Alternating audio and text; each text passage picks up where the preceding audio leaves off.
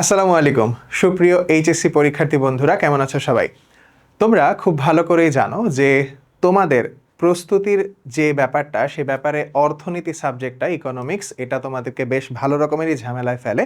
আর সে বিষয়টাকে মাথায় রেখেই আমরা ধারাবাহিকভাবে তোমাদের অর্থনীতি প্রথম পত্র দ্বিতীয় পত্র, মানবিকের যে অর্থনীতির প্রথম পত্র দ্বিতীয় পত্র বই দুইটা আছে, এই দুইটা টপিকের উপরে দুইটা মানে যে বই, এই দুই বইয়েরই বিভিন্ন চ্যাপ্টারের উপরে আমরা চ্যাপ্টার ওয়াইজ একদম সুন্দর করে গুছিয়ে এমসিকিউ, সিকিউ এবং চ্যাপ্টারের যে আলোচনা যেগুলো দরকার সেগুলোকে সামগ্রিকভাবে তুলে ধরার চেষ্টা করে তোমাদের জন্য ক্লাসের আয়োজন করতে থাকবো।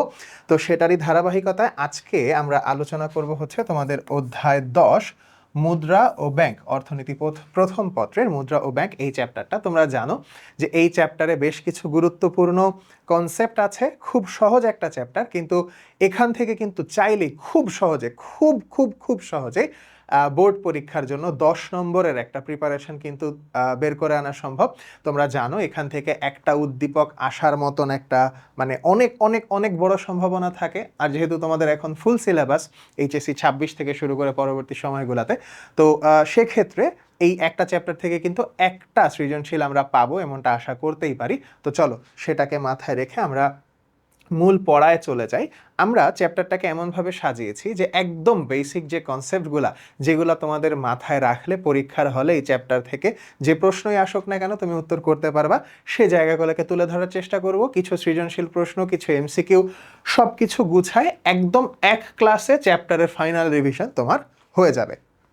সো দেখো, চ্যাপ্টারের নাম যেহেতু মুদ্রা ও ব্যাংক, তাহলে প্রথম কথায় যেটা আসে, মুদ্রা কি তোমরা সবাই জানো। মুদ্রার এই যে বৈশিষ্ট্যগুলা, হ্যাঁ, মুদ্রার এই বৈশিষ্ট্যগুলা ভেরি ইম্পর্ট্যান্ট, একদম very important, both for MCQ plus তোমাদের সিকিউ এর জ্ঞানমূলক যে প্রশ্নগুলা আসে সেই জায়গার জন্য মুদ্রার এই বৈশিষ্ট্যগুলা খুবই গুরুত্বপূর্ণ।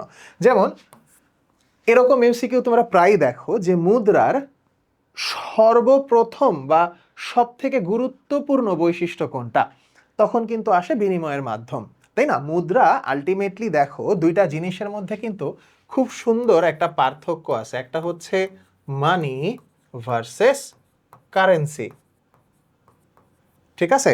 এই দুইটার মধ্যে কিন্তু বেশ একটা পার্থক্য আছে। মানি হচ্ছে মূলত অর্থ বোঝায়, আর কারেন্সি হচ্ছে মুদ্রা, ঠিক আছে? সো দুইটা কিন্তু একই জিনিস না। অর্থ হচ্ছে সামগ্রিকভাবে একটা আইডিয়া, ঠিক আছে, যেটা এক একভাবে যে কোনো কিছুই তোমার কাছে মানির সমতুল্য হতে পারে, ঠিক আছে? যেমন টাকা মানে যে কাগজ বা পয়সা যেটা আমরা ফিল করি, যেটা দেখি, এটাই যে সব সময় অর্থ হবে ব্যাপারটা সেরকম না। যে কোনো সম্পদ বা সম্পত্তিও মানি বা অর্থের অন্তর্গত হতে পারে। অন দি আদার হ্যান্ড, মুদ্রা যখন বলতেছি, মুদ্রা জিনিসটা হচ্ছে একটা দেশ বা কোনো একটা জায়গার বিনিময়ের যে ইউনিট, ঠিক আছে, একক, সেটাকে আমরা হচ্ছে কারেন্সি বলতেছি। সো যেমনটা তোমরা অনেক আগেকার কথা জানো যে একটা সময় কড়ি বা হচ্ছে ধাতব যে সমস্ত ছোট ছোট গোলাকারই হতো অধিকাংশ সময়, তবে অন্যান্য কিছু আকৃতিরও কিন্তু পাওয়া যায় ইতিহাসে বা সভ্যতার নিদর্শনগুলো ঘাটাঘাটি করলে। তো সেই জিনিসগুলোকে আমরা মুদ্রা বলতাম। এখন এসে জিনিসটা অনেকাংশেই ধাতব বলতে এখন মোস্টলি দেখা যাচ্ছে সিলভার বা হচ্ছে আদার যে তোমার অ্যালুমিনিয়াম, এগুলার তৈরি হচ্ছে যে কয়েন্সগুলো আছে। আর এর পাশাপাশি মাঝখানে তামার তৈরি প্রচুর কয়েন্স আমরা পেয়েছি। আর এখন কিন্তু মোস্ট অফ দ্য কেসেস কাগজের তৈরি যে মুদ্রা, বাংলাদেশেরটা টাকা, ইউএসএরটা মনে করো ডলার বা ইউরো আছে, হ্যাঁ। সো এ সমস্ত কিন্তু কাগজের তৈরি বিনিময়ের মাধ্যম, এটাকে আমরা মুদ্রা বলতেছি। সহজে পরিবহনযোগ্য, সকলের নিকট গ্রহণযোগ্য, সহজে সংরক্ষণযোগ্য, একটি রাষ্ট্রের আইন দ্বারা স্বীকৃত। এটা আরেকটা গুরুত্বপূর্ণ বৈশিষ্ট্য মুদ্রার ক্ষেত্রে। সেটা কি, এটা যদি ব্যাখ্যা করি, দেখো খুব ভালো করে বোঝার চেষ্টা করো যে একটা রাষ্ট্রের আইন দ্বারা স্বীকৃত। তো ধরো তোমার বিনিময়ের মাধ্যম হিসাবে তুমি কালকে, আগামীকালকে তোমরা চিন্তা করলা ফ্রেন্ডরা মিলে, কলেজের ফ্রেন্ডরা, যে চল আজকে আমরা সবাই মিলে একটা টাকা বানাবো, এই টাকা দিয়ে হচ্ছে আমরা যেভাবে হোক কেনাকাটা করব, বাস দেখা যাক কি হয়। তো তোমার কাছে বিনিময়ের মাধ্যম হলো, ঠিক আছে, ওইটা দিয়ে তুমি জিনিসপত্র আদান প্রদান করতে পারবা। সহজে পরিবহনযোগ্য, ঠিক আছে, টাকাও কাগজের, তুমি যেটা বানাইছো সেটাও কাগজের, পরিবহনযোগ্য, সহজে সকলের নিকট গ্রহণযোগ্য, তোমরা ফ্রেন্ড সার্কেল যেটা আছে তাদের সবার কাছে এটা গ্রহণযোগ্য, ঠিক আছে, সহজে সংরক্ষণযোগ্য, এটা তুমি সংরক্ষণও করতেছো, খুব সহজে নষ্ট হচ্ছে না। কিন্তু তোমরা ফ্রেন্ডরা মিলে যে টাকাটা বানাইছো সেটা কি রাষ্ট্রের আইন দ্বারা স্বীকৃত হবে? অবশ্যই হবে না। এখন তুমি তোমার ওই ফ্রেন্ড সার্কেলে ধরো 50 জন আসো, এই 50 জনের বাইরে তুমি আমাকে এসে যদি ওই টাকাটা দাও, আমি তো সেই টাকা গ্রহণ করব না। সেই মুদ্রার আমার কাছে গ্রহণযোগ্যতা নাই। বা এটা যে যদি দোকানে কোনো কিছু কিনতে যাও, তাহলে দোকান থেকে কিনতে পারবে না। মনে করো অনেক সময়, বিশেষ করে আমি তো ক্যাডেট কলেজে পড়াশোনা করছি, তো ক্যাডেট কলেজের স্টুডেন্টরা এটা রিলেট করতে পারবে। ক্যাডেট কলেজে আমাদের হাতে টাকা পয়সা থাকতো না, মানে টাকা পয়সার কোনো প্রচলন আমাদের হাতে ছিল না, আমাদের কাছে থাকতো কুপন। মনে করো আমার কোনো একটা কিছু ডাইনিং হলের যে 5 বেলার 5টা মিল এর বাহিরে যে আমার অন্য কিছু খাইতে মন চাইছে, সাপোজ এক প্যাকেট বিস্কিট বা এক প্যাকেট চিপস বা একটা আইসক্রিম কিংবা এক বটল কোনো কোল্ড ড্রিঙ্কস খেতে ইচ্ছা করছে, তো এইটা আমরা কলেজ ক্যান্টিনে যে টাকা দিয়ে কিনতে পারতাম না, আমাদের কুপন থাকতো, আমাদের অ্যাকাউন্টে বাবা মা টাকা পাঠাইতো ব্যাংক অ্যাকাউন্টে, আর ওই অ্যাকাউন্টে ধরো কথার কথা 500 টাকার এক্সচেঞ্জে আমাদেরকে কুপন দেয়া হতো। ওই কুপন বই, ওর ভিতরে 100 টাকা, 50 টাকা, 10 টাকা এগুলো লেখা থাকতো। কথা বুঝছো? সো আমরা ওই কুপনটা ছিঁড়ে নিয়ে যেয়ে যদি ক্যান্টিনে দিতাম, ওইটার এগেনস্টে আমাদেরকে টাকা দেওয়া হতো। এখন ইন্টারেস্টিং বিষয়টা কি দেখো, ওই কুপন দিয়ে বাহিরের কোনো দোকানে কিন্তু আমি কোনো অবস্থাতেই ওইটার বিনিময়ে কিচ্ছু পাবো না। সো উপরের চারটা দেখো, কুপন আমাদের কলেজের বিনিময়ের মাধ্যম ছিল, সহজে পরিবহনযোগ্য ছিল, পকেটে ঢুকাইলে নিয়ে চলে যেতে পারতাম, সকলের নিকট গ্রহণযোগ্য, ক্যাডেট কলেজের 300 ক্যাডেট, টিচার বলো, ক্যান্টিন বলো, যেখানে যাব ক্যাডেট কলেজের সবার কাছে এটা গ্রহণযোগ্য, ঠিক আছে, সহজে সংরক্ষণযোগ্য, এটাতেও কোনো অসুবিধা নাই। কিন্তু এটা রাষ্ট্রের আইন দ্বারা স্বীকৃত কোনো কিছু না, এটা ক্যাডেট কলেজের আইন দ্বারা স্বীকৃত। এই জন্য এই লাস্টের এটা না হইলে কিন্তু সেটাকে আমি একটা জায়গার মুদ্রা হিসেবে বলতে পারবো না। সো ভেরি ইম্পর্টেন্ট, মাথায় রেখো এই জিনিসটা। দেন খুবই আরো ইম্পর্টেন্ট দুইটা পয়েন্ট চলে আসে, ব্যাংকের সাথে কানেক্টেড কনসেপ্ট দুইটা। একটাকে আমরা বলছি বিহিত মুদ্রা, একটাকে বলতেছি আমানত। দেখো, বিহিত বা বিহিত দুইভাবে উচ্চারণ করে। একটি রাষ্ট্রের আইন দ্বারা স্বীকৃত জনগণের হাতে লেনদেনকৃত মুদ্রাকে বিহিত মুদ্রা বা প্রচলিত মুদ্রা বলে। ঠিক আছে? সো ওই যে দেখো আইন দ্বারা স্বীকৃত কথাটা আসতেছে, জনগণের হাতে লেনদেনকৃত মুদ্রা, অর্থাৎ যেটা জনগণের কাছে খরচ করার জন্য চলে গেছে, সেটাকে আমরা বিহিত মুদ্রা বলতেছি। অন্যদিকে যখন আমরা আমানতের কথা বলতেছি, জনগণের হাতে সঞ্চয়কৃত অর্থ ব্যাংকে জমা রাখাকে আমানত বলতেছে। অনেক ক্ষেত্রেই অনুধাবনমূলক প্রশ্নে এই জিনিসটা আসে যে বিহিত মুদ্রা এবং আমানতের মধ্যে মূল পার্থক্যটা কি, হ্যাঁ, বা এই দুইটার মধ্যে পার্থক্য কিভাবে আমাদের ব্যাংক ব্যবস্থাকে বা আমাদের প্রচলিত সমাজে প্রভাব ফেলে, এটা একটু ব্যাখ্যা করো। সো 2 মার্কের প্রশ্নে তুমি মূল পার্থক্যটা বলে তুমি তারপরে বলতেছো যে প্রচলিত মুদ্রা বা বিহিত মুদ্রাই আসলে রেগুলেটেড যে মানিটা, এটা দিয়েই আসলে অর্থনীতির মানে প্রচলন বা আলটিমেটলি মুভমেন্ট অফ মানি যেটাকে বলতেছি সেটা ঘটে থাকে। আর আমানতটা মূলত ব্যাংকে জমা রাখে, যেটা পরবর্তীতে ব্যাংক আবার কি করে, আবার অন্য কাউকে লোন হিসেবে দিয়ে দিন শেষে ওইটাই আবার কি বিহিত মুদ্রায় কিন্তু পরিণত হয়ে যায়। সো এই জিনিসটা তুমি ব্যাখ্যা করে দিলেই হবে। এরপরে সসীম বিহিত মুদ্রা, অসীম বিহিত মুদ্রা, এটার একটা বিষয় আছে খুবই গুরুত্বপূর্ণ। দেখো, সসীম বিহিত মুদ্রা জিনিসটা হচ্ছে নির্দিষ্ট সীমা পর্যন্ত লেনদেন করা যায়। উদাহরণ হচ্ছে সরকারি নোট। দেখো, তোমরা কিন্তু এমনিতেও সরকারি নোট আর ব্যাংক নোটের মধ্যে যে একটা পার্থক্য আছে এটা খুব ভালো করে জানো। বাংলাদেশের ক্ষেত্রে সরকারি নোট হচ্ছে 1, 2 এবং 5 টাকার নোট। 1 টাকার নোট যদিও এখন অনেকটাই মানে প্রচলন উঠে গেছে, বাজারে আর দেখা যায় না। 2 টাকা 5 টাকার নোট এখনো আমরা পাই, এবং 2 টাকা 5 টাকার নোট এটা কিন্তু আলটিমেটলি এটা একটা সরকারি নোট, ঠিক আছে। সরকারি নোট হবার এবং ব্যাংক নোট হবার যে একটা ছোট্ট পার্থক্য, এই পার্থক্যটা দেখো। সরকারি নোটে তোমরা জানো যে টাকায় কিন্তু একটা সিগনেচার থাকে, তাই না? সবসময় মনে রাখবা, সরকারি নোট যদি হয় সেখানে সিগনেচারটা থাকবে অর্থ সচিবের, ঠিক আছে। অন দি আদার হ্যান্ড, যদি নোটটা আমাদের ব্যাংক নোট হয় তাহলে সেখানে বাংলাদেশ ব্যাংকের গভর্নর যিনি আছেন তার সিগনেচার থাকবেন। তোমরা এখনই পকেট থেকে টাকা বের করে যদি একটু চেক করে দেখো, দেখবা ভিন্নতম সাইন তুমি পাবা। সো 1, 2, 5 টাকার নোটে অর্থ সচিবের সাইন, কারণ এটা সরকারি নোট, তো সরকারের জায়গা থেকে অর্থ সচিব যিনি থাকবেন, সরকারের দায়িত্বপ্রাপ্ত, তিনি সিগনেচার করে দিবেন। আর ব্যাংকের আন্ডারে বাকি সকল নোট, 10 থেকে 100 টাকা কেন, 1000 টাকার নোট পর্যন্ত যা আছে সব কিছুই হচ্ছে মূলত ব্যাংক নোট। এটা যে কোনো সীমা পর্যন্ত লেনদেন করা যায়। এটা তুমি লেনদেন করতে গেলে কোনো সীমা তোমাকে আটকায় দিবে না যে না এই কয়টা নোটই হচ্ছে বাজারে থাকতে পারবে, বা এরকম কোনো নির্দিষ্ট ইয়া নাই। তুমি 5 টাকা, 1 টাকা, 2 টাকার নোট যখন তুমি লেনদেন করবা, ব্যাংকে যে যদি জমা দিতে যাবা, ব্যাংক কিন্তু একটা পরিমাণের পরে এর বেশি নোট গ্রহণ করবে না, বলবে না 5 টাকার নোট এর থেকে বেশি ব্যবহার করার নিয়ম নাই। কিন্তু 100 টাকা, 100 টাকা বা 1000 টাকা, 500 টাকার নোট তুমি যাও, তোমার যত টাকা প্রয়োজন তুমি চাইলে লোন নিতে পারবা, বা তোমার কাছে যত টাকা আছে তুমি সবটাই কোনো নির্দিষ্ট, হ্যাঁ অবশ্যই সেক্ষেত্রে কাগজপত্রের ভেরিফিকেশন, তোমার টাকার সোর্স, এগুলো আলাদা জিনিস, কিন্তু এটা নিয়ে তোমার কোনো সীমা ব্যাংক বেঁধে দিতে পারবে না। সো এটাই সসীমবিহীত মুদ্রা বা অসীমবিহীত মুদ্রার যে একটা পার্থক্য সেটা। সো এখান থেকে ইম্পর্টেন্ট যে কোয়েশ্চেনগুলো, মুদ্রা কাকে বলে, তোমরা ওই যে বৈশিষ্ট্যগুলো দিয়ে সেখান থেকে তুমি আলটিমেটলি আনতে পারো সরাসরি। দেখো আমরা যেমনটা এখানে বলছিলাম যে বিনিময়ের সর্বোৎকৃষ্ট মাধ্যমকেই মুদ্রা বলা হয়। এটা যদি একদম ক নম্বরে আসে সেক্ষেত্রে তুমি দিচ্ছ, আর যদি খতে কোনো কারণে চলে আসে সেক্ষেত্রে এখান থেকে যে আরো বৈশিষ্ট্য আছে এবং বিনিময়ের মাধ্যম হিসেবে ব্যবহৃত হয়, যা সহজে পরিবহনযোগ্য, সকলের গ্রহণযোগ্য, এভাবে তুমি এক এক করে বৈশিষ্ট্যগুলো অ্যাড করে দিবা। ঠিক আছে, ওকে।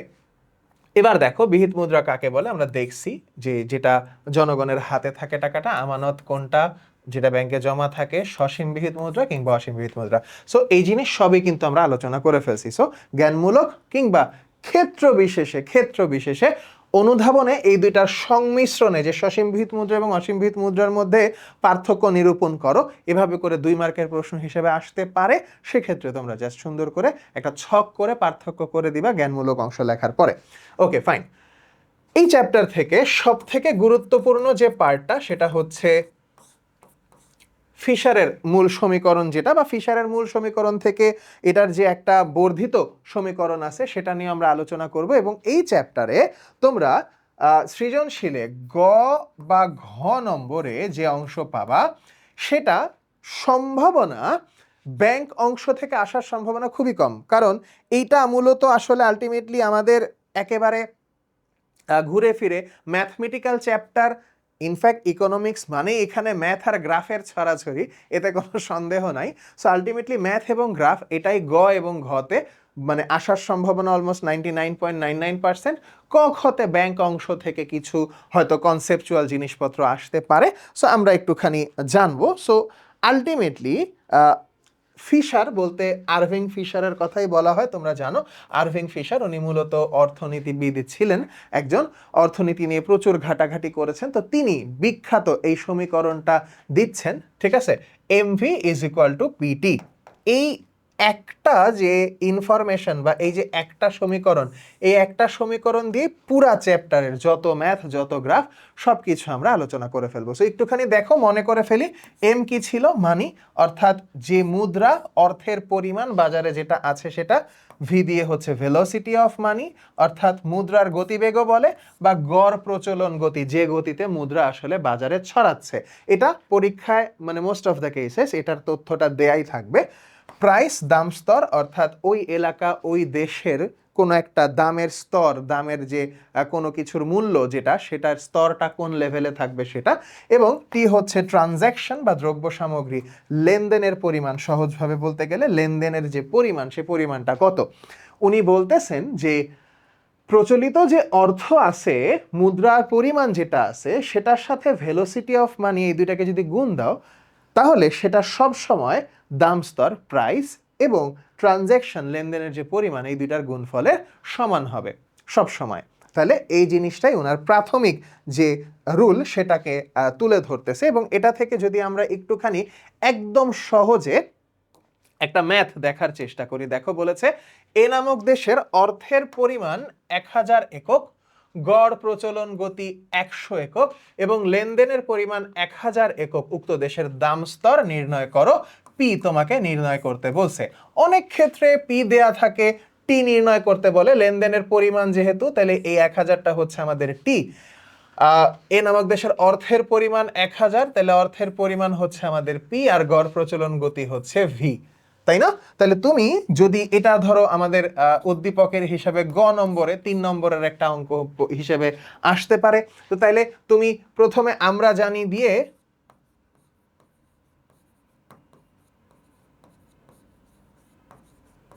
তুমি এখানে যা যা আসে সেগুলা উল্লেখ করে দিবা।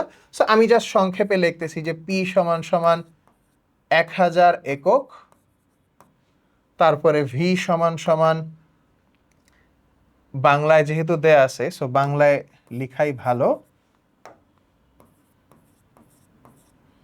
ভি হচ্ছে 100 একক আর আমাদের হচ্ছে টি 1000 একক। তুমি অলরেডি বুঝে গেছো দাম স্তর পি এর মান 100 আসবে, বাট তারপরও জিনিসটা যদি অঙ্ক আকারে করতে যাও তাহলে তুমি এখানে এগুলো দেয়া আছে,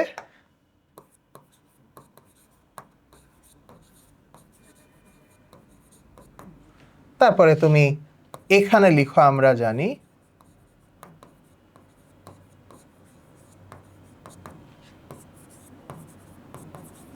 ফিশারের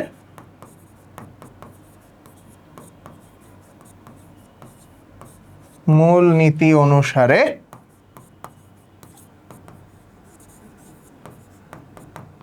তুমি একবার একটুখানি ফর্মুলাটা লিখে নিবা, তোমার জন্য সুবিধা হবে। PV is equal two, sorry P তো না, আমি কি বললাম এখানে, এম, এটা দুঃখিত, এটা আমাদের এম, তাহলে দেয়া আছে এখানেও এটা এম আসতেছে। হ্যাঁ, সো আমরা বলতেছি যে এমভি ইকুয়াল টু পিটি। তাহলে তোমরা জানতে চাইছে কি পি দাম স্তর, তাহলে তুমি পি সমান সমান এমভি বাই টি। ব্যাস, এখন শুধু ফর্মুলায় ফেলে মানগুলা বসায় দাও। দেখো তুমি এখান থেকে কি লিখছো, এম 1000, ভি হচ্ছে 100, টি হচ্ছে আবার 1000। তাহলে তুমি এখান থেকে 3টা জিরো কেটে দিচ্ছ, এখান থেকে 3টা জিরো চলে যাচ্ছে, তার মানে পি আসতেছে 100। তার মানে ওই দেশের দাম স্তর হচ্ছে 100। এরপরে তোমরা একক লিখতে অনেক সময় ভুল করো ভাইয়া, এটা কোনোভাবে ভুল করা যাবে না। যদি টাকা দেয়া থাকে টাকা লিখবা, ডলার থাকলে ডলার লিখবা, একক থাকলে একক লিখবা, কিন্তু অবশ্যই আর অবশ্যই তোমরা এখানে একক লিখতে ভুলে যাবা না। সো এইখানে এই সেম জিনিসটাই কিন্তু করা আছে, ফিশারের মূল সমীকরণ বা মূলনীতি অনুযায়ী তোমরা তোমাদের মতন করে লিখে দিলা। সো এই তো বাস, এখানেই কিন্তু শেষ। এতটুকু যদি তুমি করো, মার্ক যা থাকবে তুমি ফুল মার্ক পাবা, কোনো সন্দেহ নাই। একদম সিম্পল একটা জিনিস। এখন বলছে যে অর্থের পরিমাণ দ্বিগুণ হলে, অর্থের পরিমাণ মানে আমাদের ওই যে এম, অর্থের যোগান যদি বলি, তাহলে অর্থের পরিমাণ দ্বিগুণ হলে দাম স্তরের কি কোনো পরিবর্তন ঘটবে? এটা মনে করো ওই একই প্রশ্নের ঘ নাম্বার আকারে দিয়ে দিল, তাহলে ঘতে হলে তুমি একই জিনিস দেখো, অর্থের পরিমাণ দ্বিগুণ হওয়ার কথাটা যেখানে বলতেছে, আমরা এখানে একটা জিনিস ধরে নিতে হবে যে অন্যান্য সকল বিষয় অপরিবর্তিত থেকে যাচ্ছে। এটা কিন্তু আবার খুবই গুরুত্বপূর্ণ, অন্যান্য সকল বিষয় অপরিবর্তিত থাকতেছে। তার মানে এম ছিল আমার 100, না সরি 1000, তাহলে এইটা দ্বিগুণ হয়ে যাচ্ছে 2000 একক, কিন্তু বাকি যা কিছু ছিল তার সবকিছুই কিন্তু তোমার অপরিবর্তিত থাকতেছে। তার মানে গতি যদি চিন্তা করো, মূল্যের গতিবেগ যদি চিন্তা করো, এটা কিন্তু 100 একক ছিল, 100 এককই থেকে যাচ্ছে। আবার তুমি যদি লেনদেনের পরিমাণ চিন্তা করো, এটা 1000 একক ছিল, সেটা তাই থেকে যাবে। তাইলে আলটিমেটলি আমাদের দাম স্তরের মধ্যে কি পরিবর্তনটা হবে, দাম স্তরের কি হবে, জাস্ট দ্বিগুণ হয়ে যাবে। এটা তো খুব সিম্পল ওয়েতেই বোঝা যায়। যেমনটাই যে দেখো এখানে 2000 চলে আসছে, আসলে জিনিসটা 200 হচ্ছে,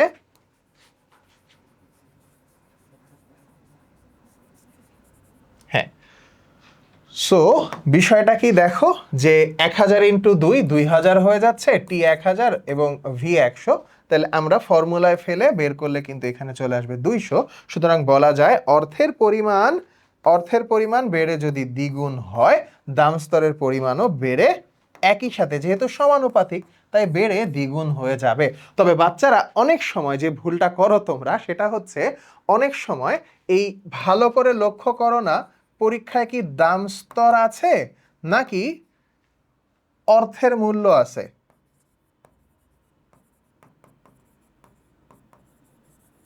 ঠিক আছে, অর্থের মূল্য বা মুদ্রার মূল্য যদি হয় তখন কিন্তু এটা আবার উল্টা, এটা হচ্ছে পি আর ওইটা হচ্ছে 1/p। সো এটা একটু ভালোভাবে খেয়াল রাখতে হবে। আমরা সামনে এটা নিয়ে বিস্তারিত আলোচনা করব, সমস্যা নাই। আমরা ফিশারের সম্প্রসারিত সমীকরণ নিয়ে এখন কথা বলবো। ফিশারের সম্প্রসারিত সমীকরণ, যেখানে এমভির সাথে যোগ হয়ে যাচ্ছে এম ডট বা ভি ডট বা M1 বা V1 বা এম নট ভি নট। এখানে তুমি যেভাবে উচ্চারণ করো না কেন, যাই উচ্চারণ করো না কেন, সূত্র তুমি যেভাবেই লেখো না কেন, সবই ওয়েল অ্যাকসেপ্টেড। মানে কেউ যদি এভাবে লিখে যে MV plus M1V1 is equal to PT, তারপরেও কোনো অসুবিধা নাই।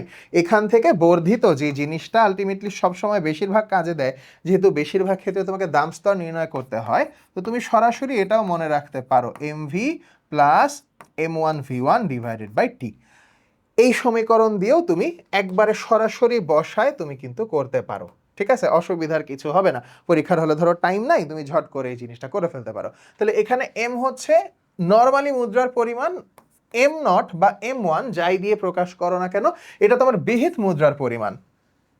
ভি হচ্ছে মুদ্রার গড় প্রচলন গতি, আর ভি নটটা হচ্ছে বিহিত মুদ্রার গড় প্রচলন গতি। আর বাকি জিনিস পিআরটি, দাম স্তর এবং দ্রব্য সামগ্রীর লেনদেনের পরিমাণ, এটা অপরিবর্তিত যা ছিল তাই থাকতেছে।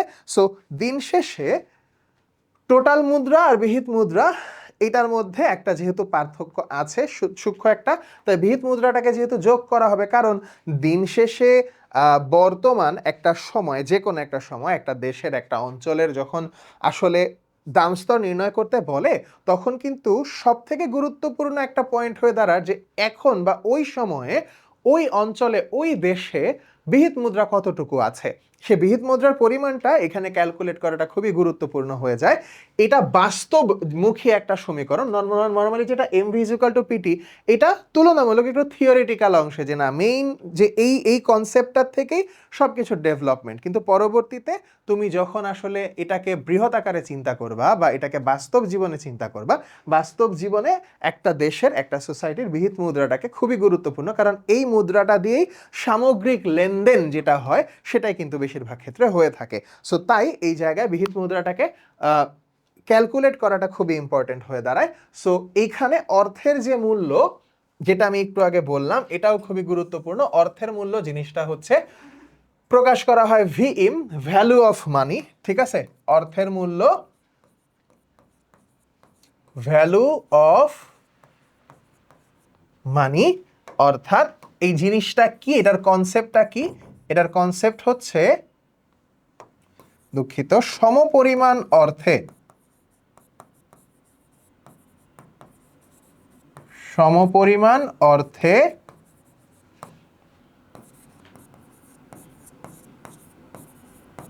যতটুকু দ্রব্য বা সামগ্রী পাওয়া যায়। ঠিক আছে, ওকে। এখন তুমি চিন্তা করো একদম বেসিক কনসেপ্ট দিয়ে, এটা কম বেশি তোমরা সবাই বোঝো, তারপরে আমরা যদি বলি 100 টাকা যদি পরিমাণ চিন্তা করি, তাহলে 100 টাকাটা এখনো 100 টাকা। আজ থেকে 10 বছর, 20 বছর, 50 বছর আগে এটা 100 টাকাই ছিল, আবার আজ থেকে 50 বছর পরে এটা 100 টাকাই থাকবে। টাকা কিন্তু পরিবর্তন হবে না, সংখ্যাটা পরিবর্তন হবে না, কিন্তু এটার মূল্য পরিবর্তন হবে। সাধারণত সময়ের সাথে অর্থের মূল্য কমে যায়। কখনো কখনো কিছু কিছু ব্যতিক্রম ক্ষেত্রে দেখা যায় টাকার মূল্য বেড়ে যায়, যদিও সোসাইটিতে এরকম ঘটনা খুবই খুবই কম, খুবই কদাচিৎ ক্ষেত্রে ঘটেছে, কিন্তু জিনিসটা ঘটতে পারে। Mainly most of the cases এটা কমে। কীরকম? ধরো আজ থেকে 50 বছর আগে, ধরো 1980 সালের দিকে যদি চিন্তা করো, তখন 100 টাকা দিয়ে মানুষজনের বেতনও ছিল 100 টাকা। যারা এখন 10,000 টাকা 20,000 টাকার স্যালারিতে জব করতেছে মনে করো, ওই সময়ে এই একই কোয়ালিফিকেশন দিয়ে মানুষ 100 টাকা 150 টাকা 200 টাকার চাকরি করত। ঠিক আছে? সো ব্যাপারটা হচ্ছে ওই সময় তুমি 100 টাকা দিয়ে যে পরিমাণ জিনিস পাইতা, এখন তুমি 100 টাকা দিয়ে তার 100 ভাগের 1 ভাগ জিনিস পাও। এই জন্য 100 টাকাটা টাকার সমান থাকলেও অর্থের মূল্য কি হয়ে গেছে? কমে গেছে। সো সমপরিমাণ অর্থ, তখনও 100 এখনও 100। আমরা যে কোনো একটা জিনিস চিন্তা করি, ধরো তখন 100 টাকা দিয়ে যদি চিন্তা করো, তাহলে তুমি 100 টাকা দিয়ে, ধরো শুধু চালের কথা যদি চিন্তা করি, যে ধরে নিচ্ছি তখন 100 টাকা দিয়ে চালের কেজি ছিল 1 টাকা, তাহলে 100 টাকা দিয়ে তুমি কয় কেজি চাল পেতা? 100 কেজি চাল পেতা। আর এখন 1 কেজি চালের দামই হয়ে গেছে 100 টাকা। 100 টাকা দিয়ে মাত্র 1 কেজি চাল তুমি পাচ্ছ। তাহলে অর্থের মূল্য কমে 100 টাকায় 100 কেজি ছিল, এখন 100 টাকায় 1 কেজি, মানে 100 ভাগের 1 ভাগ হয়ে গেছে অর্থের মূল্য। ঠিক আছে? সো এই হচ্ছে অর্থের মূল্যের যে ব্যাপারটা। এখন এখান থেকে আলটিমেটলি ওই যে সম্প্রসারিত যে সমীকরণ আছে, সেই সম্প্রসারিত সমীকরণ ব্যবহার করে আমরা কিভাবে করে আসলে দিন শেষে বের করব, সেটা আমরা একটু ঝট করে দেখে ফেলবো। ওই ঘুরে ফিরে একই। কোনো অর্থনীতিতে বিহিত মুদ্রার পরিমাণ 500 একক। তাহলে বিহিত মুদ্রা বলতে আমাদের কোনটা?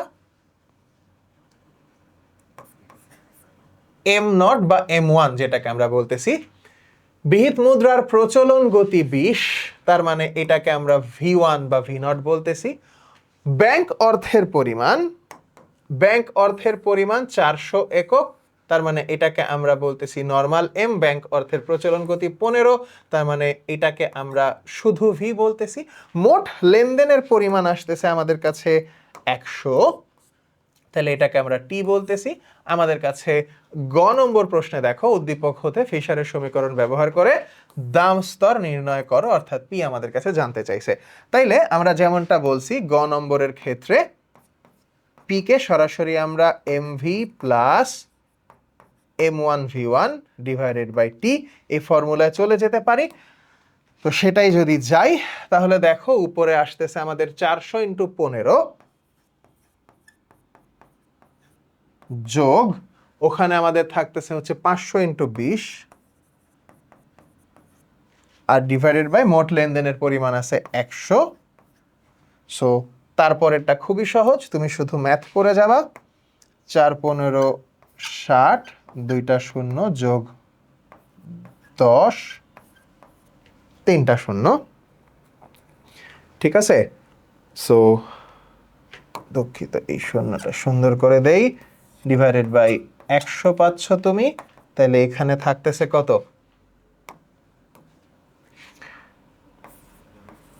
16,000 ভাগ 100, 2টা 0 কেটে দিলে থাকতেছে কত? 160 একক। ঠিক আছে? তাহলে ওই এলাকার বা ওই অর্থনীতির দাম স্তরের কথা যদি হয়, দাম স্তর কত? 160 একক। ঠিক আছে? 160 একক, এটাই হচ্ছে ওইখানকার দাম স্তর। এবার এখানে তোমার কাছে দাম স্তর নির্ণয় করতে বলছে। সো গ নাম্বারে তোমার আর কোনো কিছু করার নাই। এত ছোট এবং সিম্পল একটা ম্যাথ করে তুমি কিন্তু 3-এ 3 পাচ্ছ। এবার ঘ নম্বরে যদি দেখো, উদ্দীপকে বিহিত মুদ্রার পরিমাণ ও ব্যাংক অর্থের পরিমাণ দ্বিগুণ করা হলে বিহিত মুদ্রার পরিমাণ অর্থাৎ দ্বিগুণ হয়ে যাচ্ছে কোনটা? দ্বিগুণ হয়ে যাচ্ছে তোমার M1। আর ব্যাংক অর্থের পরিমাণ এটাও যদি দ্বিগুণ করো, মানে রেগুলার এম যেটা, এটাও যদি দ্বিগুণ হয়ে যায়, ফিশারের মুদ্রার পরিমাণ তত্ত্বের যথার্থতা যাচাই করো। খুব একটা ইম্পর্টেন্ট পয়েন্ট এখানে নোট করতে হবে। ফিশারের মুদ্রার পরিমাণ তত্ত্ব, মুদ্রার পরিমাণ তত্ত্ব, এখানে কিন্তু দুইটা জিনিস আছে। এখানে তোমাকে দুইটা জিনিসই দেখাইতে হবে। একটা হচ্ছে দাম স্তরের পরিমাণ, এটাও দেখাইতে হবে। আবার দেখাইতে হবে তোমার অর্থের মূল্য যেটা আছে সেটাকেও তুলনা করে তোমাকে দেখায় দিতে হবে। কথা বুঝতে পারছো?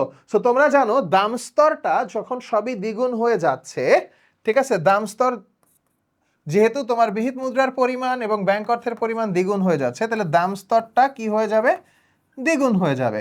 মানে এখন যেমন 160 পাইছি, ওখানে যে কি আমরা 320 পাবো। অন দি আদার হ্যান্ড অর্থের মূল্য কিন্তু কমে অর্ধেক হয়ে যাবে, কারণ অর্থের মূল্যর সাথে ওই মুদ্রার ব্যাংক মুদ্রা বা বিহিত মুদ্রার পরিমাণের সম্পর্কটা ব্যস্তানুপাতিক, 1/p আমরা জানি, তাই না? তো তাইলে সেটাকে মাথায় রেখে দেখো আমরা কি কাজটা করছি। এখানে তো গ নম্বরে উদ্দীপক থেকে ভ্যালুগুলো আমরা বসায় নিছি, ঠিক আছে। পি এর মান জানতে চাইছে, সমীকরণে বসায় পি এর মান এই যে 160, দেশটির বা ওই অর্থনীতির দাম স্তর হচ্ছে 160 একক, ঠিক আছে। ওকে, এবার দেখো ঘ নাম্বারে গয়ের আলোকে আমাদেরকে লিখে নিতে হবে দাম স্তর 160। অর্থের মূল্য আবার ভিএম সমান সমান 1/p, ঠিক আছে। ভিএমটাই তো যে বলছি ভেলোসিটি অফ মানি, তাহলে 1/160, বা তুমি এটাকে দশমিকে কনভার্ট করে 0.00625, তোমার ইচ্ছা, তুমি ভগ্নাংশ আকারেও রাখতে পারো, দশমিকেও আনতে পারো, কোনো অসুবিধা নাই। তাহলে এইখানে আমরা কি লিখবো? এখন উদ্দীপক অনুযায়ী বিহিত মুদ্রার পরিমাণ এবং ব্যাংক অর্থের পরিমাণ দ্বিগুণ হলে নতুন এম হয়ে যাচ্ছে 1000 আর এম নট হয়ে যাচ্ছে 800, 400 ছিল তার দ্বিগুণ। এবার আমি এই জিনিসটাকে যখন বসাচ্ছি সমীকরণে, তখন পি এর মান আসতেছে আমাদের 320, 160 দ্বিগুণ। তাহলে এটা আমরা এবার এখানে উল্লেখ করে দিব যে নতুন দাম স্তর 320, যা পূর্বের দাম স্তর 160 তুলনায় দ্বিগুণ, এবং নতুন অর্থের মূল্য 1/320, যা পূর্বের অর্থের মূল্য 160 তুলনায় অর্ধেক, একটা দ্বিগুণ আর একটা অর্ধেক। এই দুইটা পয়েন্টের আলোকেই যে সুতরাং দেখা যায় অর্থের যোগান দ্বিগুণ হলে দাম স্তর দ্বিগুণ হয়ে যায় এবং অর্থের মূল্য কি হয়ে যায় ভাইয়া? অর্ধেক হয়ে যায়, যা ফিশারের মুদ্রার পরিমাণ তত্ত্বের সাথে সামঞ্জস্যপূর্ণ। তাহলে মুদ্রার পরিমাণ তত্ত্বের সাথে সামঞ্জস্যপূর্ণ কিনা, মুদ্রার পরিমাণ তত্ত্বের আলোকে ব্যাখ্যা করো, মুদ্রার পরিমাণ তত্ত্বকে এটা প্রমাণিত করে কি করে না, এরকম যে কোনো তথ্যের ক্ষেত্রে তোমরা অবশ্যই আর অবশ্যই দুইটা জিনিসকে এখানে দেখাবা, না হলে নম্বর কাটার সম্ভাবনা কিন্তু থেকে যাবে, ইনফ্যাক্ট কেটে নিবেই। তুমি হয়তো পুরা ম্যাথ করছো, সবই করছো, কিন্তু তুমি শুধু দাম স্তর দিয়ে তুলনা করে দিয়ে আসছো, তুমি অর্থের মূল্য করো নাই, বা শুধু অর্থের মূল্য করছো, দাম স্তর করো নাই। ইনফ্যাক্ট মানে পোলাপান যে জায়গায় ভুলটা করে সেটা হচ্ছে দাম স্তর দিয়ে তুলনা করে রেখে আসে। তো তুমি অবশ্যই আর অবশ্যই দাম স্তর দ্বিগুণ হয়ে যাবে এটা বলবা, আর এদিকে হচ্ছে তোমার কি বলে অর্থের মূল্য অর্ধেক হয়ে যাবে, সে ব্যাপারটা তোমরা অবশ্যই তুলে ধরার চেষ্টা করবা। ওকে, আমরা সামনে যাই।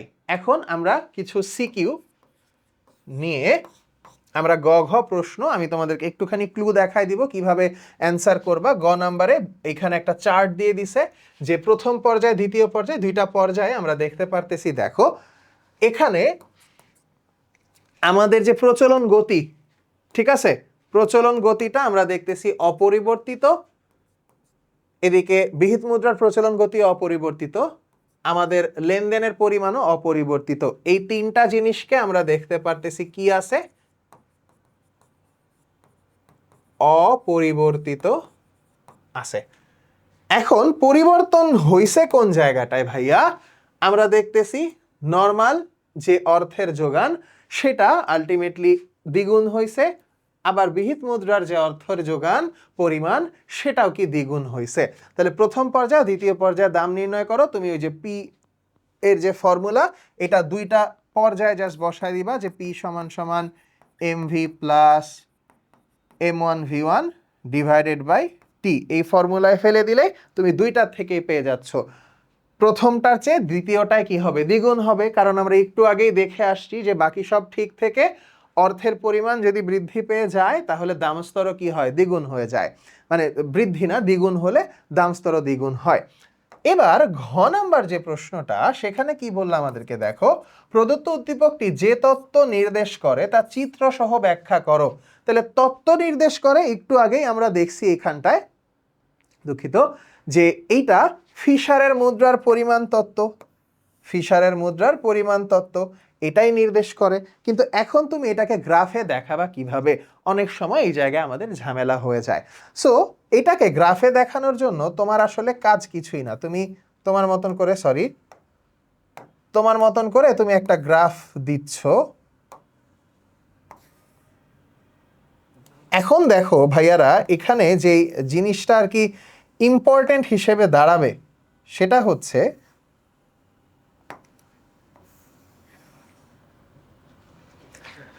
তুমি তোমার মতন করে মার্ক আউট করো। ঠিক আছে, তুমি তোমার মতন করে মার্ক আউট করো। তুমি মনে করো যে এইখানে দিলা হচ্ছে নরমালি, আমরা যখন এইখানে হচ্ছে কোনো কারণে দেখাই, সব সময় তো আমরা এইখানে অর্থের পরিমাণই দেখাই, তাই না?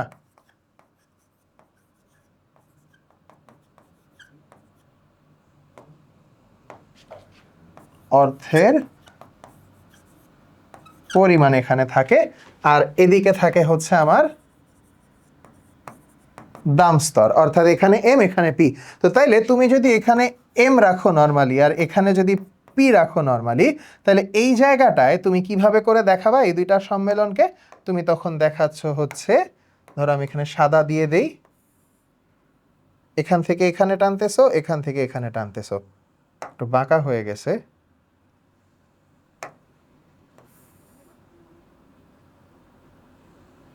আবার এখান থেকে তুমি এই টানলা, তাই না? তাহলে এইটা হচ্ছে তোমার নর্মাল যে এদের যে কি বলে এটাকে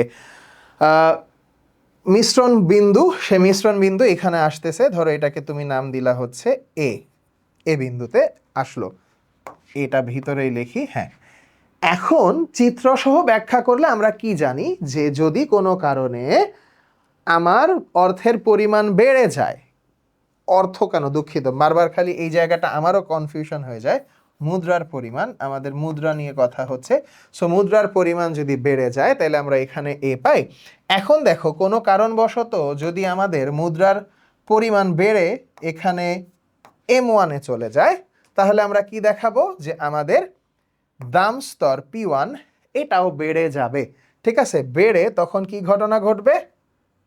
বেড়ে তখন এখান থেকে আমরা তখন এই পরিমাণের ইয়াটাও দেখায় দিব যে এটা এখানে চলে যাবে আর এটা এখানে চলে আসবে। তো তখন ধরো আমরা এই বিন্দুর নাম দিলাম হচ্ছে বি বিন্দু। ঠিক আছে, ওকে।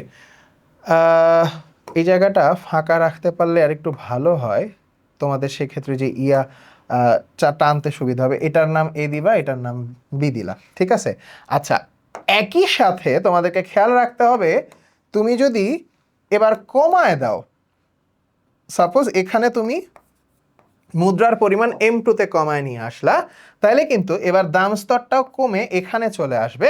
তাহলে তুমি তখন এখানেও এই জিনিসটা দেখায় দিবা এইভাবে করে, আর এখান থেকে এখানে নিয়ে তুমি দেখায় দিলা। সো আলটিমেটলি জিনিসটা যেটা দাঁড়াইলো, এ বিন্দুর নাম তোমরা দিলা সি। তাহলে তুমি যদি এখন এখান থেকে এরকম একটা রেখা টানার চেষ্টা করো, তাহলে জিনিসটা এরকম মোটামুটি একটা গ্রাফ দেখাবে। যদি আমি স্কেল ছাড়া আঁকছি, একটু আঁকা বাঁকা হয়তো হইতে পারে, বাট মেইনলি তুমি যখন খাতা কলমে আঁকবা জিনিসটা এইভাবে করে আসবে। সো তুমি এটা এইভাবে করে দেখায় দিও, কোনো অসুবিধা নাই। সো এই জিনিসটা দিয়ে হচ্ছে আমরা ওই যদি দাম স্তরের সাথে দাম স্তর কমা বাড়ার যে জায়গাটা, সেটাকে আমরা হচ্ছে এভাবে করে দেখাই দিতে পারি। এই গ্রাফটা এঁকে দিলেই তোমার কিন্তু এই ঘ নাম্বারের উত্তর ব্যাখ্যা করবা তুমি যে কোন তত্ত্ব যে ফিশারের হচ্ছে তত্ত্বটা নির্দেশ করতেছে, আর তুমি যদি এই গ্রাফ এঁকে দাও তাহলেই হবে, কোনো অসুবিধা নাই। অনেক ক্ষেত্রে তোমার বিনিময় সমীকরণের যে ব্যাপারটা, সেইখানে তোমার এইখানে যে জিনিসটা দিছে গ্রাফের মধ্যে, এই জায়গায় কিসের সাথে কিসের সম্পর্ক দেখাইছে দেখো। সম্পর্ক হচ্ছে P0 আর P1। এখানে P0 1/P0 আর 1/P1। তার মানে বলো তো, দাম স্তরের সাথে এখানে P দ্বারা কি নির্দেশ করা হয়েছে? দাম স্তর নির্দেশ করা হয়েছে। আর এখানে VM দ্বারা অর্থের মূল্য অর্থাৎ ভ্যালু অফ মানি নির্দেশ করা হয়েছে। এটা কি ব্যস্তানুপাতিক? আমরা আগেই দেখছি ভিএম সমান সমান কি হয়, 1/p হয়। তাহলে ওই ব্যস্তানুপাতিকের জায়গাটাকে মাথায় ধরে রেখে আমাদের এইখানে গ নম্বরে বলেছে, দেখো উদ্দীপক হতে দেখাও যে দাম স্তর দ্বিগুণ হলে অর্থের মূল্য অর্ধেকে নেমে আসে। ঠিক আছে, সো এটা দেখানোর জন্য তুমি যে কাজটা করবা, এই যে দেখো দাম স্তর 5 থেকে 10-এ গেছে, তাহলে এখানে 1/5, আর ওইটার ক্ষেত্রে দেখো তখন কি হবে 1/10, তাহলে 1/5 বড় 1/10 ছোট, সো দাম স্তর কি হয়ে গেছে, অর্ধেক হয়ে গেছে। ঠিক আছে, সো এইখান থেকে আমরা যে ফিশারের মূলনীতি বা ফিশারের যে সমীকরণের কথাটা বলতেছি সেটা দিন শেষে ফুটে উঠে। এটা আমরা অবশ্যই তুমি গ্রাফ এঁকে নিবা, চোখ বন্ধ করে গ্রাফ এঁকে নিবা, গ্রাফ না আঁকলে এই জায়গায় কিন্তু কোনোভাবেই তুমি করতে পারবা না।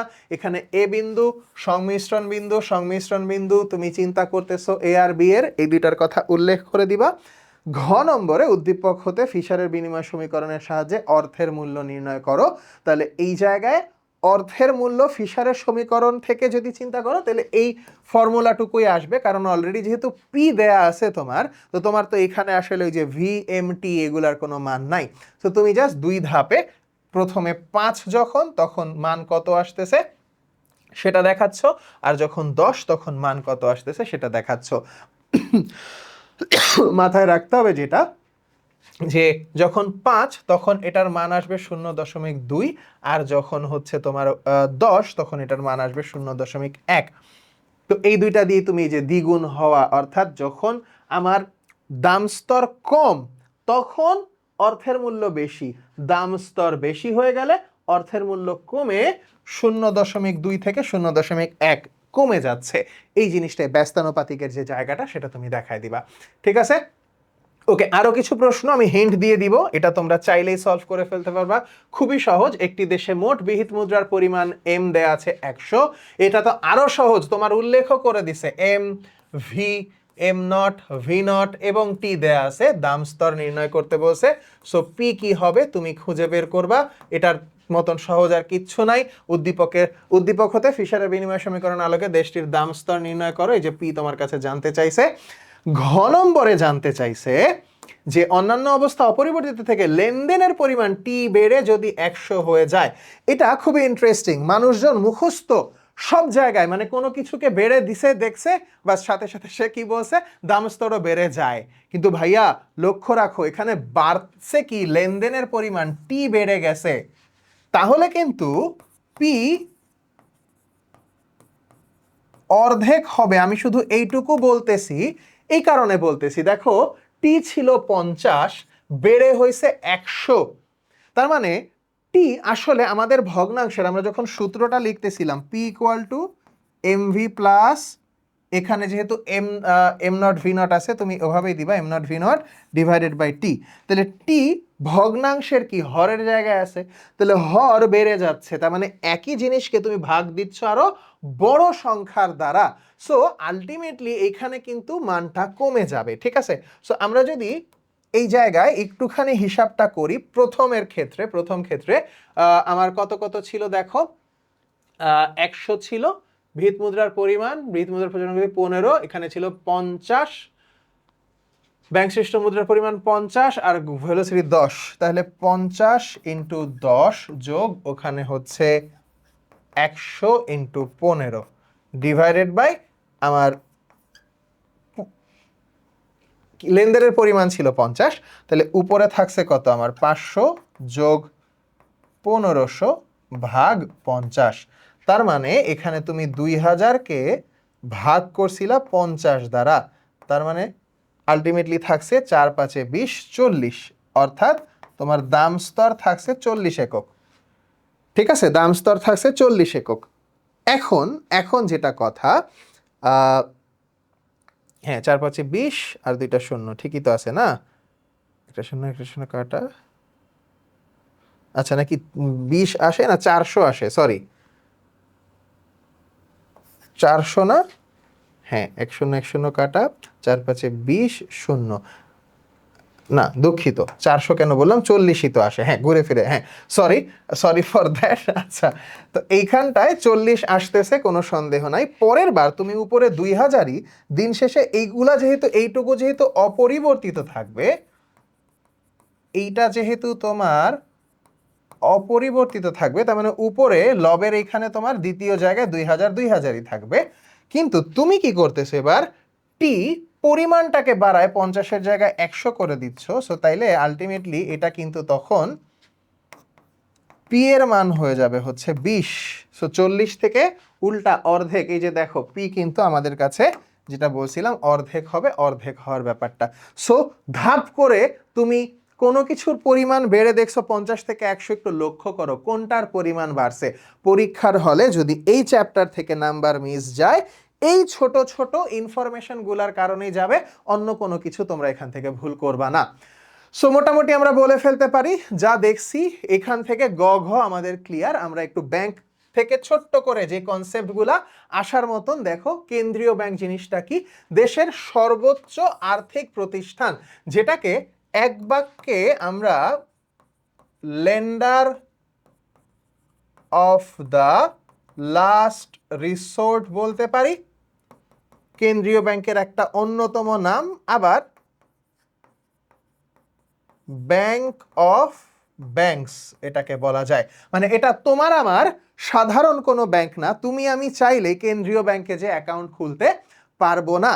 তুমি আমি খুলবো হচ্ছে বাণিজ্যিক যে ব্যাংকগুলা আছে, মনে করো বাংলাদেশের কথা যদি বলি, তুমি আমি চাইলেই বাংলাদেশ ব্যাংকে যে অ্যাকাউন্ট খুলে আসতে পারবো না। তুমি আমি হয়তো সোনালী ব্যাংক, রূপালী ব্যাংক, পূবালী ব্যাংক, ঠিক আছে, Dutch Bangla bank, BRAC bank, mutual trust bank, standard chartered bank, যত ব্যাংকের নামই তুমি বলো, ইস্টার্ন ব্যাংক বলো, এই সমস্ত ব্যাংকে অ্যাকাউন্ট খুলতে পারবো।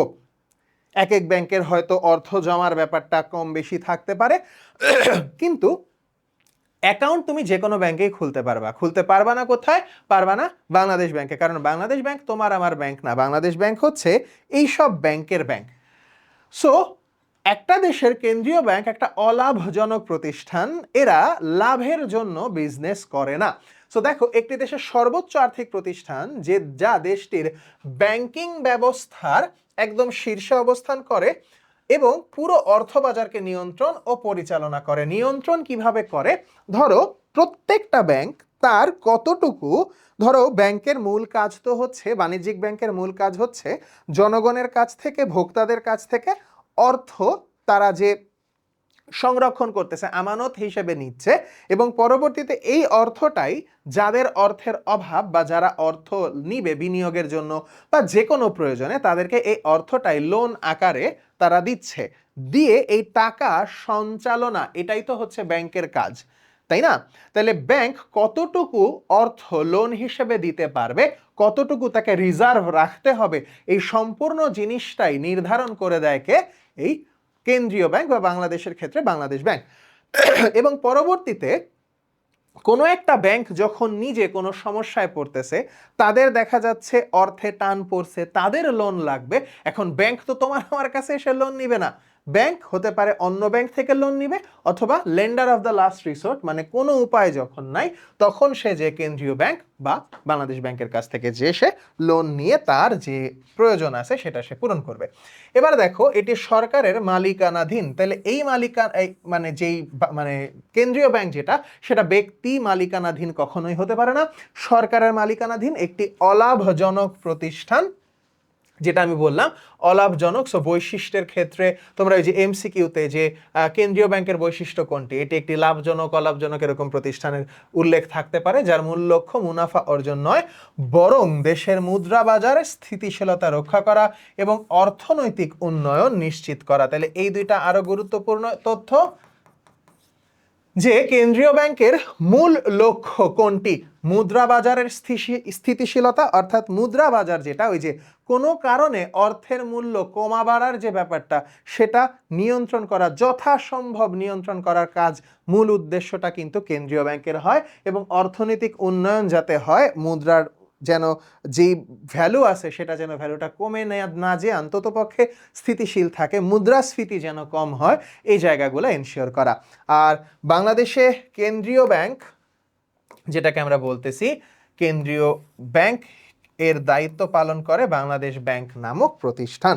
ওকে, কেন্দ্রীয় ব্যাংকের মূল কাজ দেখো, নোট ও মুদ্রা প্রচলন, সরকারের ব্যাংক হিসেবে কাজ করা, অন্যান্য ব্যাংকের ব্যাংক, ঋণ নিয়ন্ত্রণ করা, বৈদেশিক মুদ্রার রিজার্ভ রক্ষা করা এবং ব্যাংকিং ব্যবস্থার তদারকি করা।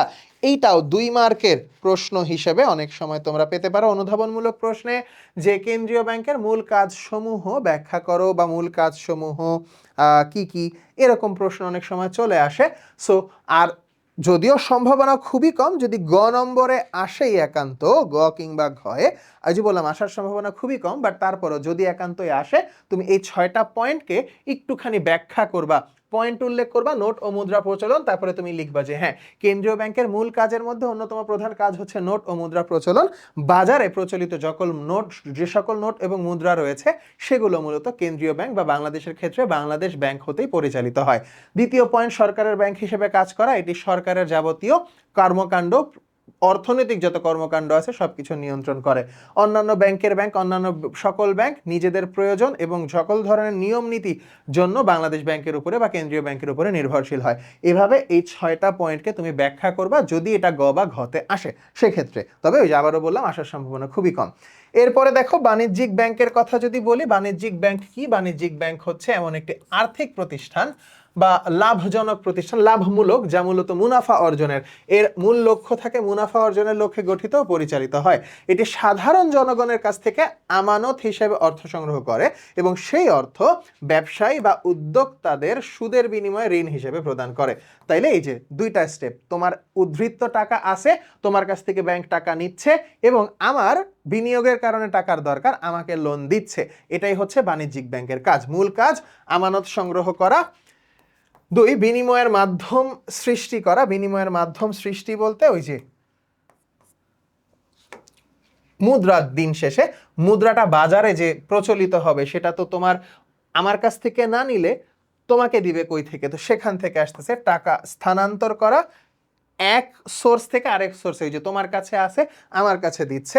আমানতকারীর প্রতিনিধি হিসেবে কাজ করা, আমি টাকা যেহেতু জমা দিছি তাহলে ও যেই টাকাটা অন্য কাউকে দিবে আমার প্রতিনিধিত্ব করবে, মানে আলটিমেটলি ব্যাংকের তো কোনো টাকা নাই, বাণিজ্যিক ব্যাংকের নিজের কি কোনো টাকা আছে? বাণিজ্যিক ব্যাংক তোমার আমার থেকে টাকা নিচ্ছে আবার আমাকে তোমাকেই দিচ্ছে, সো ওরা তোমার আমারই প্রতিনিধিত্ব করতেছে। আর বৈদেশিক বাণিজ্যে সহায়তা করা, বৈদেশিক বাণিজ্যের ক্ষেত্রে ওই তুমি দেশে বিদেশে যখন বাণিজ্য করতেছো তোমাকে লোন দিয়ে বা দিন শেষে যে কোনো ধরনের, এই যে ধরো বৈদেশিক বাণিজ্যে কি বৈদেশিক মুদ্রায় তোমাকে বিনিয়োগ করতে হবে, তো বৈদেশিক মুদ্রায় কনভার্ট করার যে বিষয়টা, অন্য মুদ্রা, এক মুদ্রা থেকে অন্য মুদ্রার যে পরিবর্তনটা, সেটাও কিন্তু তুমি বাণিজ্যিক ব্যাংকের কাছ থেকেই করে নিতে পারবা। এখান থেকে আরেকটা কনসেপ্ট যেটা থেকে যায় ইম্পর্টেন্ট, সেটা হচ্ছে মোবাইল ব্যাংকিং, যেটা বর্তমান প্রেক্ষিতে গুরুত্বপূর্ণ।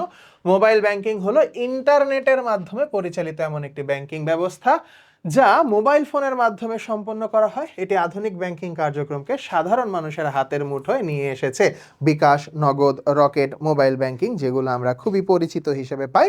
সো এটাও অনেক সময় ক এর প্রশ্ন হিসেবে, জ্ঞানমূলক প্রশ্ন হিসেবে আসতে পারে।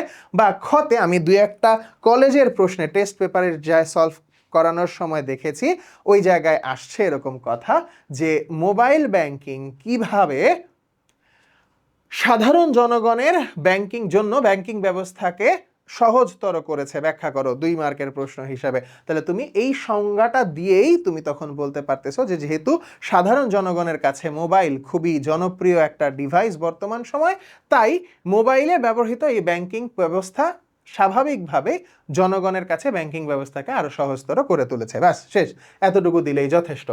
সো এইখানে দেখো, এই প্রশ্নটা একটা গ নম্বরের প্রশ্ন, এটার জন্য আমি এটাকে একদম আলাদা করে রাখছি। এইটাই শুধুমাত্র গ নম্বরে আসতে পারে যে কেন্দ্রীয় ব্যাংক এবং বাণিজ্যিক ব্যাংকের মধ্যে তুলনামূলক পার্থক্য নিরূপণ করো। তাহলে তুমি যে কাজটা করতে পারো, ওই যে বৈশিষ্ট্য ছিল না, দেখো, সরি আমি এমসিকিউতে চলে গেছি। এই যে কেন্দ্রীয় ব্যাংকের বৈশিষ্ট্য, এইখানে আমরা মোটামুটি 6টা বৈশিষ্ট্য পাইছি, আর এখানে বাণিজ্যিক ব্যাংকের 5টা বৈশিষ্ট্য পাইছি। তাহলে এই বৈশিষ্ট্যগুলো দিয়ে তুমি চাইলে ছক আকারে দিয়ে আসতে পারো, তুমি চাইলে পয়েন্ট আকারে দিয়ে আসতে পারো। এই বৈশিষ্ট্যগুলোকে দিয়ে ব্যাখ্যা করে দিলেই তুমি দিন শেষে ফুল নম্বর পাবা। সো বৈশিষ্ট্যের তুলনাগুলা করবা, তাহলে তোমার জন্য এইখানে ফুল মার্ক চলে আসবে। ঠিক আছে, আমি গ নম্বরের প্রশ্ন হিসেবে পাইছি। ব্যাংক এর অংশটা থেকে এর থেকে বেটার আর কোনো আসলে আমি পাই নাই। সবই ওই যে শুরুতে মুদ্রা অংশ থেকে ফিশারের যে সমীকরণ, সেই সমীকরণের অঙ্কগুলাই মূলত দুই এক ক্ষেত্রে গ্রাফ আকারে একই জিনিস, জাস্ট গ্রাফ থেকে তুমি তথ্য নিয়ে করবা। অনুধাবনমূলক প্রশ্ন হিসেবে কি কি ছিল সেগুলো আমি একবার একটু তুলে ধরছি। দেখো, মোবাইল ব্যাংকিং কেন বর্তমান সময়ে গুরুত্বপূর্ণ, যে কথাটা একটু আগে বললাম। কেন্দ্রীয় ব্যাংকে কেন ঋণের শেষ আশ্রয়স্থল বা lender of the last resort বলা হয়, এটা তুমি বলছি। যে ব্যাংক যখন, বাণিজ্যিক ব্যাংকগুলো যখন কোনো কারণে ঠেকে যায়, তার আর কোনো উপায় থাকে না জনগণের টাকা বা আমানত রক্ষা করার জন্য, তখন ওরা লোন নিতে পারে কার কাছে? বাংলাদেশ ব্যাংকের কাছে বা যা কেন্দ্রীয় ব্যাংকের কাছে। এই জন্য কেন্দ্রীয় ব্যাংকে lender of the last resort বলা হচ্ছে। অর্থের পরিমাণ তত্ত্বের সম্পর্কে অধ্যাপক আরভিং ফিশারের মতামতটি লিখো। সো মতামত উনি যেটা লিখছিল যে হচ্ছে, যদি কি বলে এটাকে, আমার অর্থ যদি, প্রচলিত অর্থ যদি বেড়ে যায়, হ্যাঁ, তাহলে কি হয়? দাম স্তরও বেড়ে যায় আর অর্থের মূল্য কি হয়? কমে যায়। সো এই তথ্য তুমি লিখছো। কেন্দ্রীয় ব্যাংকে কেন সরকারের ব্যাংক, এটা তো আমি তোমাদেরকে ওখানে ব্যাখ্যা করছি। দাম স্তর অর্থের মূল্যের মধ্যে বিদ্যমান সম্পর্ক, ওই যে ব্যস্তানুপাতিক সম্পর্ক 1/p। কেন্দ্রীয় ব্যাংক নগদ জমার হার পরিবর্তনের মাধ্যমে কিভাবে মুদ্রা বাজারে ঋণ নিয়ন্ত্রণ করে। খুবই সুন্দর একটা কনসেপ্ট।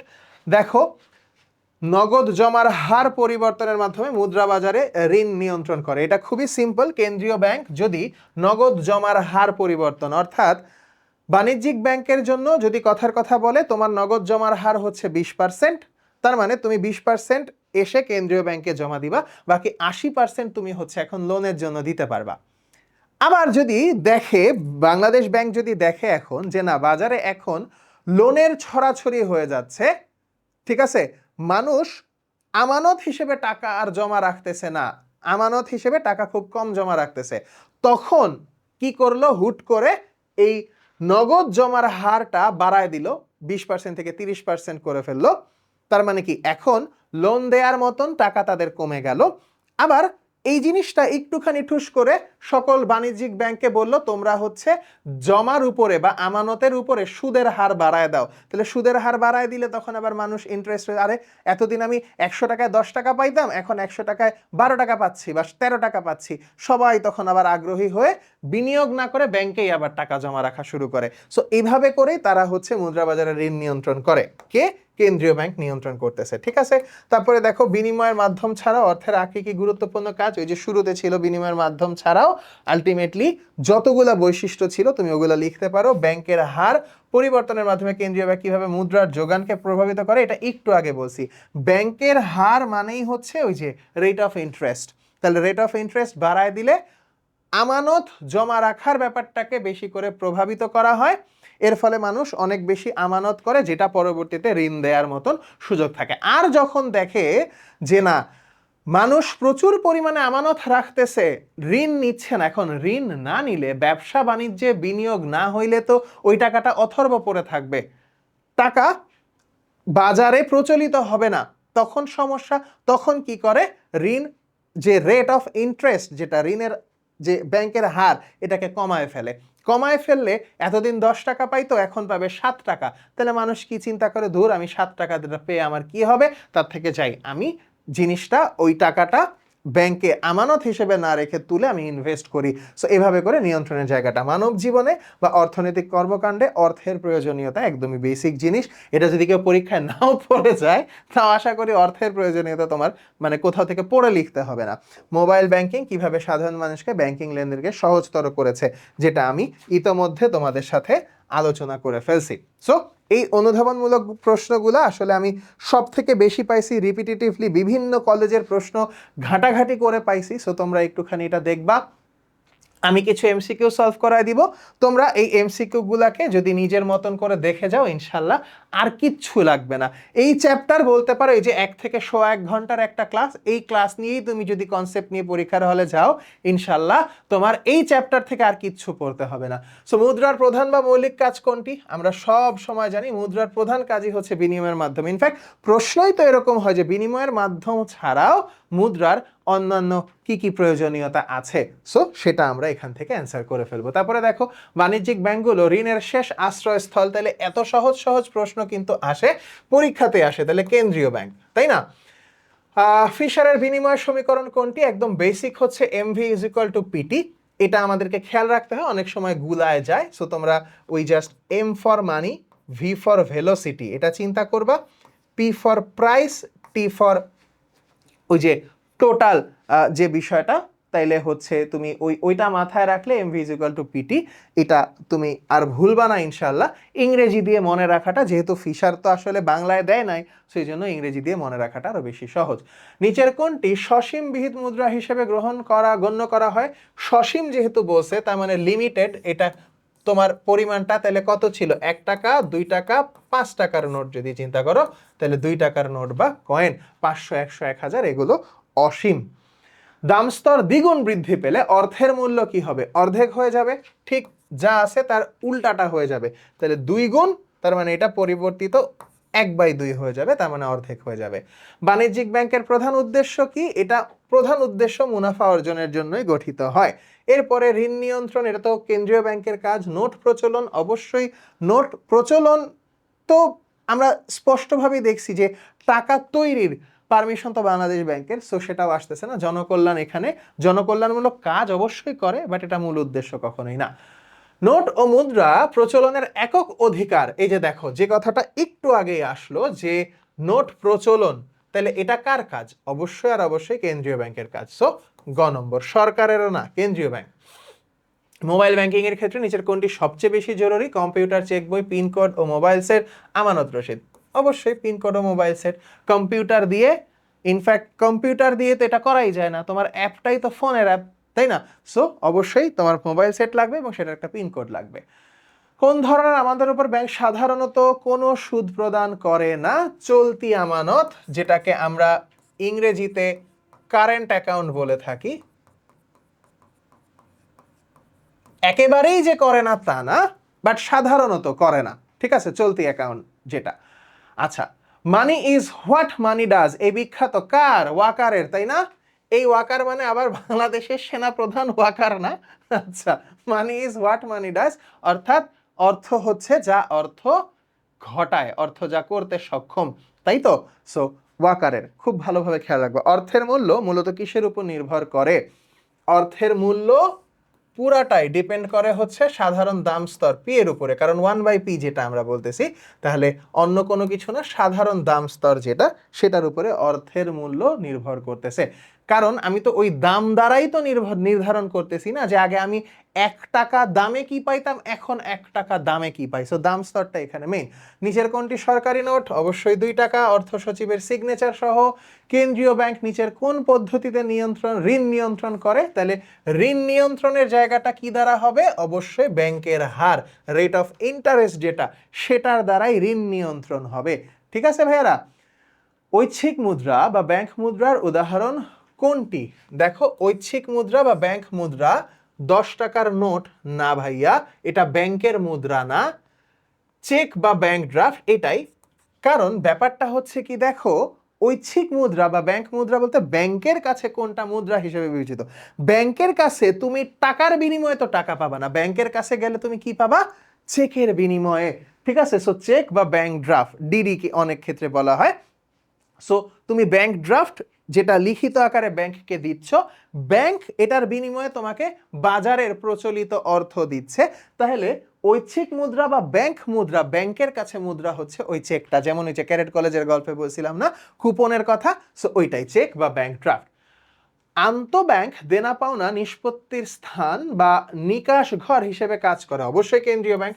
কারণ আন্তঃব্যাংক মানে কি? ব্যাংকের সাথে ব্যাংকের রিলেশনশিপ, এটা সাধারণ জনগণের তো কোনো হাত নাই, এটা অবশ্যই শুধুমাত্র, কারণ কৃষি ব্যাংক, গ্রামীণ ব্যাংক, অগ্রণী ব্যাংক এরা সবাই কি বাণিজ্যিক ব্যাংক। ঠিক আছে? গ্রামীণ ব্যাংক ক্ষুদ্র ঋণের ব্যাংক, ঠিক আছে?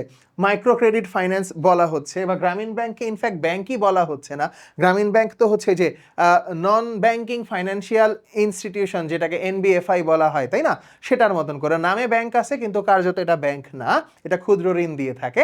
বাট স্টিল এদের মধ্যকার যে কোনো কিছু নিষ্পত্তি কে করে দিবে? কেন্দ্রীয় ব্যাংক করে দিবে। নিষ্পত্তি ঘর মানে কেন্দ্রীয় ব্যাংক। বিহিত মুদ্রা কত প্রকার? 2 প্রকার, অসীম এবং সসীম। আমরা জানি ফিশারের সমীকরণে এমভিপিটি ভি দ্বারা কি বোঝানো হয়? প্রচলন গতি, তাই না? অর্থ যে গতিতে প্রচলিত হবে সোসাইটিতে। কোনটি বাণিজ্যিক ব্যাংকের কাজ নয়? আমানত গ্রহণ করবে, ঋণ প্রদান করবে, বিনিময়ের মাধ্যমও সৃষ্টি করবে, কিন্তু নোট তারা প্রচলন করতে পারবে না। দেন মুদ্রার ক্রয় ক্ষমতা বলতে ওই যে 100 টাকা দিয়ে আগে কি কিনতে পারতা, এখন কি কিনতে পারো, এই ক্ষমতাটাই হচ্ছে আমাদের অর্থের মূল্য। সো ইয়েস অফকোর্স খ নম্বর। এবং কেন্দ্রীয় ব্যাংকে কার ব্যাংক বলা হয়? সরকারের ব্যাংক বলা হচ্ছে। অ্যান্ড বাই দিস আমরা এই চ্যাপ্টারের আলোচনা শেষ করে ফেলছি। আমি যদি ভুল না হয়ে থাকে 1 ঘন্টা 10 মিনিটের মতন সময় গেছে, এর মধ্যে কিছু আনুষঙ্গিক কথাও গেছে। সো আলটিমেটলি 1 ঘন্টায় 1 চ্যাপ্টার তোমার শেষ। তাহলে পরীক্ষার আগে এই 1 ঘন্টা চোখ বুলায় যাবা, তোমার আর কিচ্ছু লাগবে না। আলটিমেটলি এই বিশ্বে স্থায়ী কিছুই না, এমনকি আমাদের সমস্যাগুলোও না। তাই তোমরা এখন পড়াশোনা করতে যে এইচএসসি পরীক্ষার অল্প কিছুদিন হয়তো সময় বাকি আছে, তোমরা হয়তো ভাবতেছো এই চ্যাপ্টারের সমস্যা, ওই চ্যাপ্টারের সমস্যা। কোনো চ্যাপ্টারেই সমস্যা থাকবে না যদি তুমি এটার পিছনে সঠিক দিক নির্দেশনা অনুযায়ী খাটাখাটনি শুরু করো। সো আমরা আশা করব তোমরা তোমাদের যত চ্যাপ্টার বা যে কোনো ছোট ছোট কনসেপ্টও যদি তোমাদের কাছে মনে হয় যে না ভাইয়া এগুলো একটু আলোচনা করে দিলে ভালো হয়, তোমরা অবশ্যই কমেন্ট বক্সে জানাবা। আমরা সেই অনুযায়ী তোমাদের যত যত সমস্যা আছে সেগুলো নিয়ে কাজ করব এবং খুব শীঘ্রই তোমাদের জন্য এই যেহেতু বাংলাদেশে এখনো মানবিকের সাবজেক্টগুলো নিয়ে কাজ করার জায়গাটা খুবই তুলনামূলক কম, তাই আমরা মন থেকে আশা করি এবং আমাদের এই যে ত্রয়ী পরিবার, এই ত্রয়ী পরিবার আমরা আমাদের প্ল্যাটফর্মে তোমাদেরকে স্বাগত জানাই এটা নিয়ে যে আমরা বিশেষ করে মানবিকের শিক্ষার্থীদেরকে টার্গেট নিয়েই কিন্তু তাদের জন্য বিশেষ কিছু করার লক্ষ্যে কিন্তু আমরা তোমাদের সামনে এসেছি এবং আমাদের দৃঢ় বিশ্বাস তোমাদের এবং আমাদের একসাথে এই পথ চলায় আমরা অনেক দূর আগায় যাব। সো সবাই ভালো থেকো, সুস্থ থেকো, দেখা হবে অন্য কোনো এক ভিডিও নিয়ে। আসসালামু আলাইকুম, আল্লাহ হাফেজ।